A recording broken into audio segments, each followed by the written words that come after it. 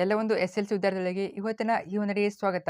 ತುಂಬಾ ಅಂದ್ರೆ ತುಂಬಾ ಜನ ಕಮೆಂಟ್ ಮಾಡಿ ಕೇಳ್ತಾ ಇದ್ರಿ, ಮೇ 1ಕ್ಕೆ ಎಸ್-ಎಲ್-ಸಿ ರಿಸಲ್ಟ್ ಬರ್ತದೆ ಅಂತ ನಿಜ ಅಂತ ಕೇಳ್ತಾ ಇದ್ರಿ. ಇದೇನಾದ್ರೂ ಮೇ 1ಕ್ಕೆ ಬರ್ತದಾ? ಬಂದ್ರೆ ಯಾವ ಸಮಯಕ್ಕೆ ಬರ್ತದೆ? ಯಾವಾಗ ಬರ್ತದೆ? ಕಂಪ್ಲೀಟ್ ಆಗಿ ಮಾಹಿತಿ ಕೊಡ್ತೀನಿ. ಜಸ್ಟ್ ನೀವು ಮಾಡಬೇಕಾಗಿರೋದು ವಿಡಿಯೋನ ಕೊನೆವರೆಗೆ ನೋಡಿ. ಕಂಪ್ಲೀಟ್ ಆಗಿ ನಿಮ್ಮೆಲ್ಲ ಡೌಟ್‌ಗಳಿಗೆಲ್ಲ ಕ್ಲಿಯರ್ ಆಗ್ತವೆ. ಮತ್ತೆ ಯಾವ ರೀತಿ ಚೆಕ್ ಮಾಡೋದು ಕೂಡ ಹೇಳ್ತೀನಿ. ಕೊನೆವರೆಗೆ ನೋಡಿ ಸಾಕು. ಬನ್ನಿ ಲೇಟ್ ಮಾಡೋದು ಬೇಡ. ಇವತ್ತಿನ ಈ ಒಂದು ಶುರು ಮಾಡೋಣ. ಅದಕ್ಕಿಂತ ಮುಂಚೆ ನೀವು ಒಂದು ಇಂಪಾರ್ಟೆಂಟ್ ಕೆಲಸ ಮಾಡಬೇಕು. ಇಂಪಾರ್ಟೆಂಟ್ ಅಂದ್ರೆ ಇಂಪಾರ್ಟೆಂಟು ಅದೇನೆಂದ್ರೆ ಹೊಸದಾಗಿ ವಿಡಿಯೋ ನೋಡ್ತಿದ್ರೆ ಅಥವಾ ಚಾನಲ್‌ನ ಯಾರು ಸಬ್ಸ್ಕ್ರೈಬ್ ಮಾಡ್ಕೊಂಡಿಲ್ಲ, ಮರೆಯದಿಲ್ಲ ಚಾನಲ್‌ನ ಸಬ್ಸ್ಕ್ರೈಬ್ ಮಾಡ್ಕೊಳ್ಳಿ. ಯಾಕಂದ್ರೆ ನಮಗೆ ಇದೇ ರೀತಿ ರಿಸಲ್ಟ್ ಬರೋವರೆಗೂ ಯಾವಾಗ ರಿಸಲ್ಟ್ ಬರುತ್ತೆ, ಸೊ ಯಾವ ರೀತಿ ಚೆಕ್ ಮಾಡೋದು, ಎಲ್ಲರಿಗಿಂತ ಮೊದಲು ರಿಸಲ್ಟ್‌ನ ಯಾವ ರೀತಿ ಚೆಕ್ ಮಾಡೋದು, ಮತ್ತೆ ಇನ್ನೊಂದು ಪಾಯಿಂಟ್ ವೆರಿ ಇಂಪಾರ್ಟೆಂಟು ರಿಸಲ್ಟ್ ಬಂದ ದಿನ ನಿಮಗೆ ಸ್ಕಾಲರ್‌ಶಿಪ್‌ಗಳು ಬರ್ತವೆ.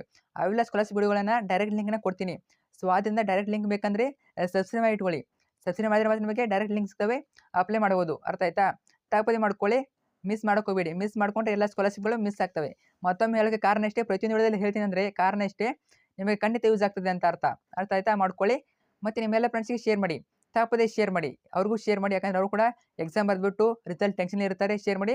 ಮತ್ತೆ ಒಂದು ಲೈಕ್ ಮಾಡಿ. ನಿಮ್ಮ ಲೈಕಿಂದ ಇದೇ ರೀತಿ ಎಸ್-ಎಲ್-ಸಿಯಲ್ಲಿ ವಿಡಿಯೋ ಮಾಡೋಕ್ಕೆ ಸಹಾಯ ಆಗ್ತದೆ. ತಪ್ಪದೆ ಒಂದು ಲೈಕ್ ಮಾಡಿ. ಅರ್ಥ ಆಯ್ತಾ? ಸೊ ಬನ್ನಿ ಇವತ್ತಿನ ವಿಡಿಯೋನ ಶುರು ಮಾಡೋಣ.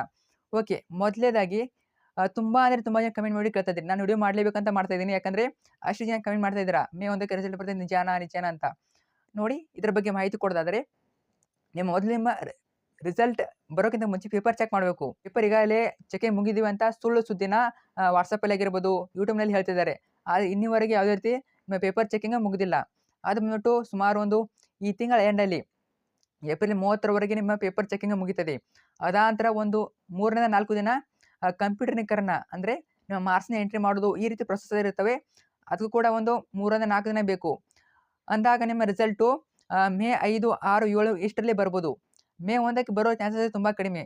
ಬಂದ್ರೆ ಬರ್ಬೋದು, ಬರೋದಿಲ್ಲ ಅಂತ ಹೇಳೋಕ್ಕಾಗಲ್ಲ. ತುಂಬ ಕಡಿಮೆ ಚಾನ್ಸಸ್ಸು. ಯಾಕೆ ನೀವು ಮಾರ್ಕ್ಸ್ ಎಂಟ್ರಿ ಮಾಡಬೇಕು, ಪೇಪರ್ ಚೆಕಿಂಗ್ ಎಲ್ಲ ಮುಗಿಬೇಕಂದ್ರೆ ಸ್ವಲ್ಪ ಲೇಟ್ ಆಗ್ತದೆ. ಆಲ್ಮೋಸ್ಟು ಮೇ 5, 6, 7, 8 ಮೋಸ್ಟ್ ನನ್ನ ಎಕ್ಸ್ಪೆಕ್ಟೆಡ್ ಡೇಟ್‌ಗಳು. ಅರ್ಥ ಆಯ್ತಾ? ಬೇಗನೂ ಬರ್ಬೋದು, ಆದರೆ ತುಂಬ ಚಾನ್ಸಸ್ ಕಡಿಮೆ.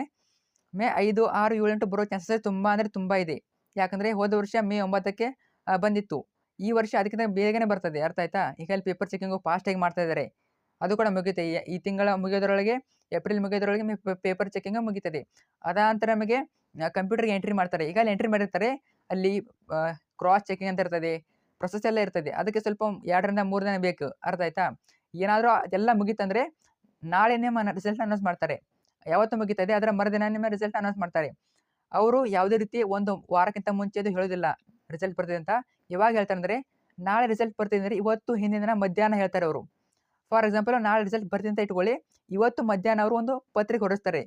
ಸೂಚನೆಯನ್ನು ಹೊರಡಿಸ್ತಾರೆ.